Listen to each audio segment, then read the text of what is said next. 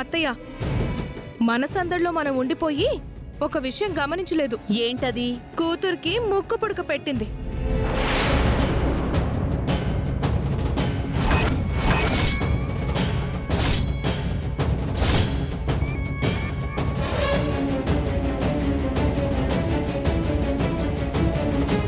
ముక్కు పుడక వాళ్ళ సొంతం అయిపోయినట్టు మీ అనుమతి లేకుండా ఎంత దర్జాగా పెట్టేసిందో చూడండి. ఎందుకు పెట్టావు? తప్పే ఉంది. నా అనుమతి అవసరం లేదా? అమ్మవారి ఆశీర్వాదం ఉంది కదా.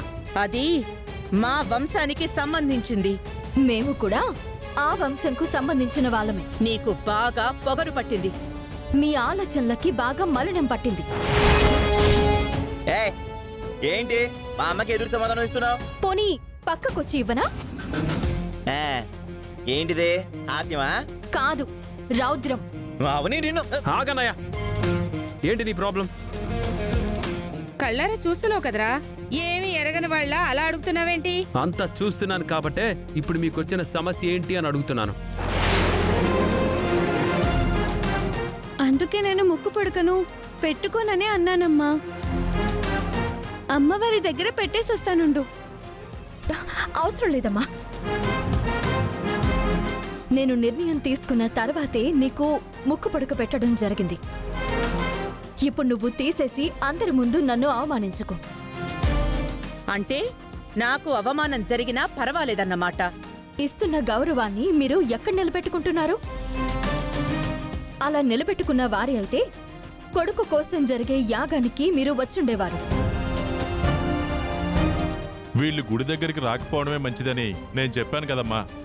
మీరు మాత్రమే వెళ్ళి ఆనందంగా జరుపుకుని అత్త, చివరిగా ఒక మాట. నువ్వు ఎంత కాదన్నా నా కూతురిది నీ జాతకం. అక్షయ నీ మనవరాలు.